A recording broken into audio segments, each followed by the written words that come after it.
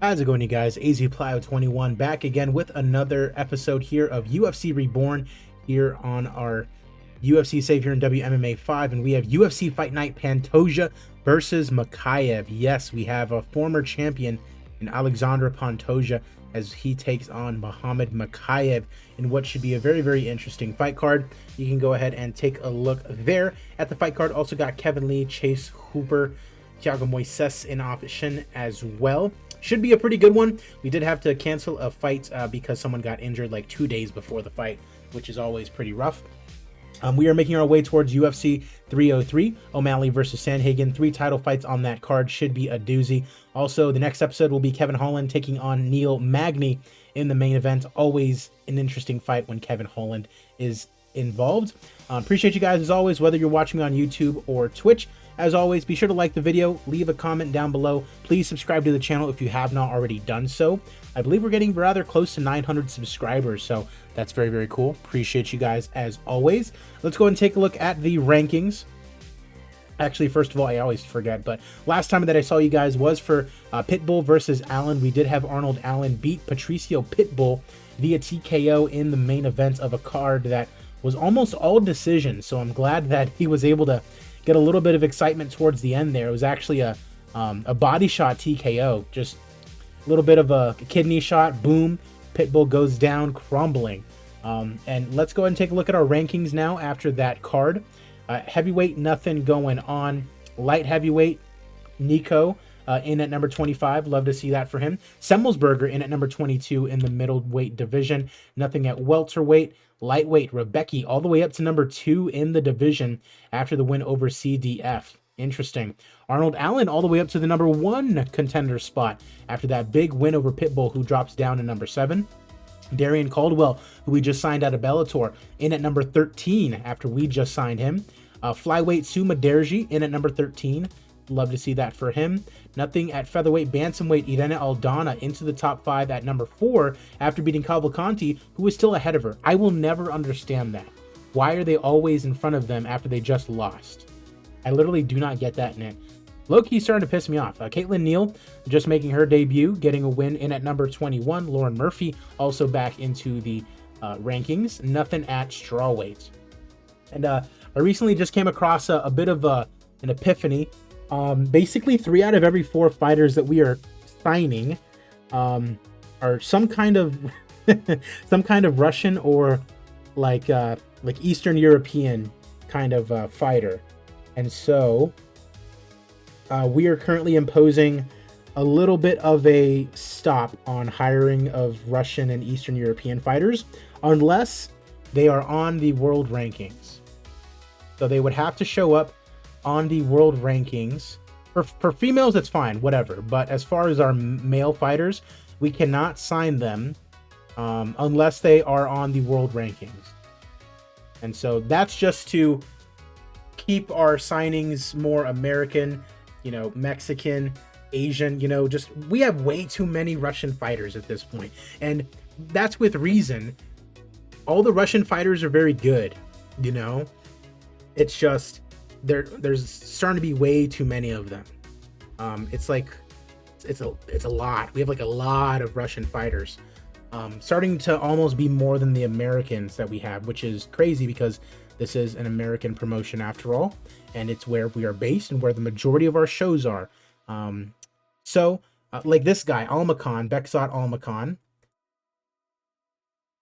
We already have him. See, that's different. He's a Kazakhstani. So that's fine. So let's see if there's another example like this guy, Hasbulayev. We'd be able to sign him if we could. We cannot because ACA have him, but we will add him to the short list, and if he becomes available and he is still ranked, perfect, we'll get him. But as of right now, can't go after him. And that's just so that way we can get more diverse of a roster, I guess I can say, because we're coming across way too many Russians, and you'll begin to see that with all the fights that we, end up running, like Malakin. We have too many Russian fighters, and they're all in our prelims. Pretty much, they're like overloading our prelim fights, and just too much. So please don't take offense if you are Russian or Eastern European. It's just way too many fighters that we've got right now. Let's get to it. Show taking place in New Mexico, Pantoja and Mokaev. Let's get it. Jonathan Pierce taking on Ludovic Klein to open up the prelims at featherweight, and we have Ludovic Klein getting the win over JSP here today. Jakar Close taking on Joel Alvarez at 155. Although Alvarez did miss weight, we are going to be moving him up to the super lightweight division, and Jakar Close gets the win via decision here today. He is now 14-3-1.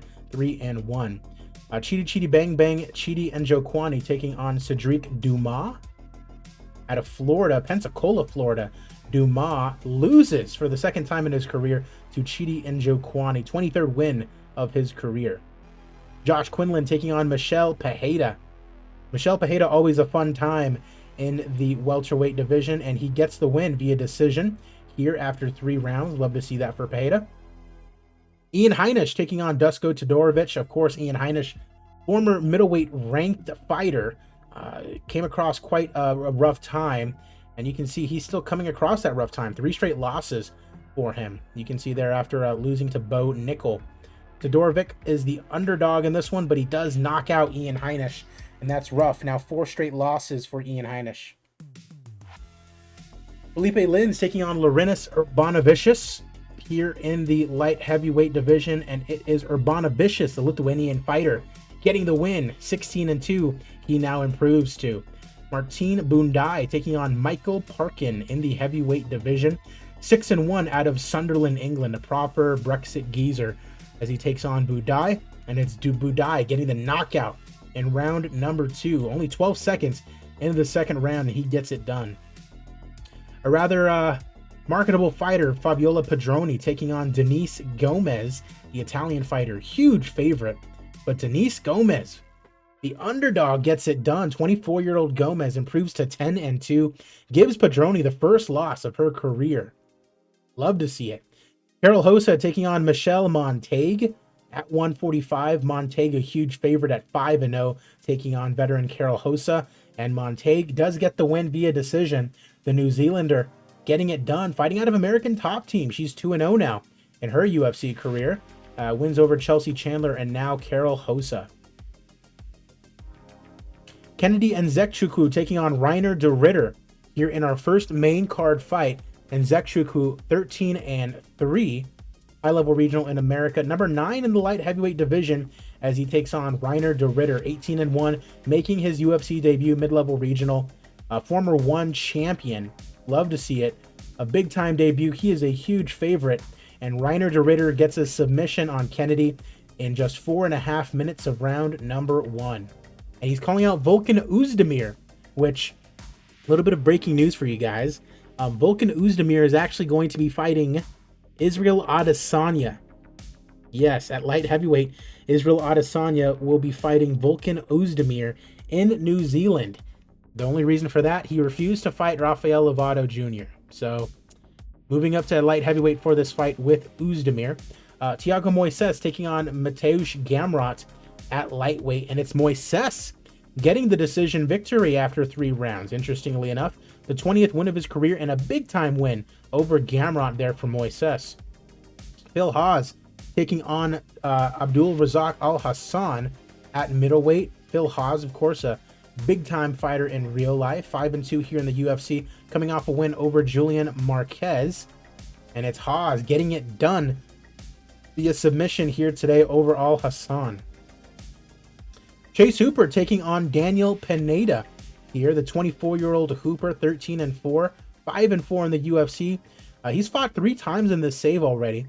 Against Bagdasarian, lost to Billy Quarantillo, and then beat Gabriel Benitez. He takes on Daniel Pineda, who is not ranked and who is coming off a loss to Fernando Padilla. And it is Pineda getting the decision victory over Chase the Dream Hooper here today. Kevin Lee taking on Michael Johnson in our co-main event. Couple big-time veterans of the Octagon. Kevin Lee 18-9, Michael Johnson 22-19. And you remember he says Michael been in about 40 fights, lost half of them or whatever he said. Love that line as always. Johnson, last time he fought, he lost to Mateusz Gamrot, which is not a bad loss. Kevin Lee, his last time out, he's on a 2-fight losing streak. Kelvin Gastelum and Nick Diaz. He's still mid-level national, so he still has a little bit of use, I guess you can say. A big-time win over Michael Johnson would be well needed for Kevin Lee, and Kevin Lee does get a TKO over Michael Johnson, and all it takes is 32 seconds. All right, as we move along to our main events in the flyweight division, Alexandre Pantoja taking on Muhammad the Punisher Mokaev. Mokaev, of course, undefeated at 11-0-1, 6-0 in the UFC, a big-time win over Jifa Shang his last time out, and now his first main event. Yeah, his first main event here today against Alexandre Pantoja, who is just coming off losing to Brandon Royval on another UFC fight night. So let's go ahead and get this going. Former champion in Pantoja taking on Mokaev. It is our main event. Let's get it going.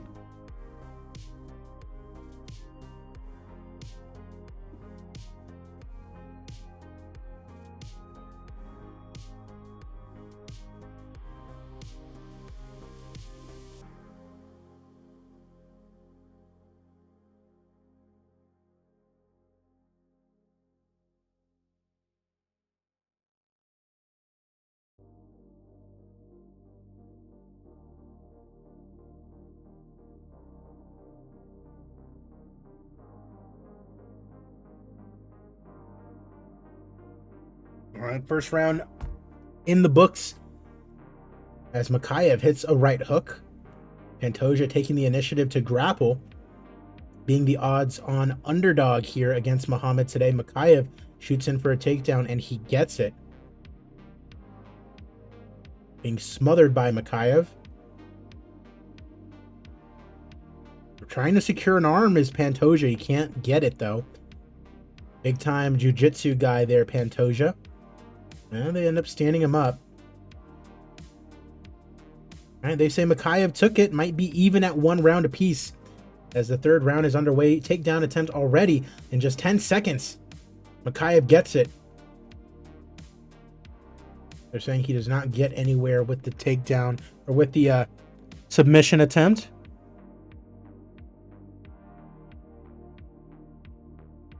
Not too much to deal with here for Pantoja. The punches are not really going too well for Mokaev, and they end up getting stood up.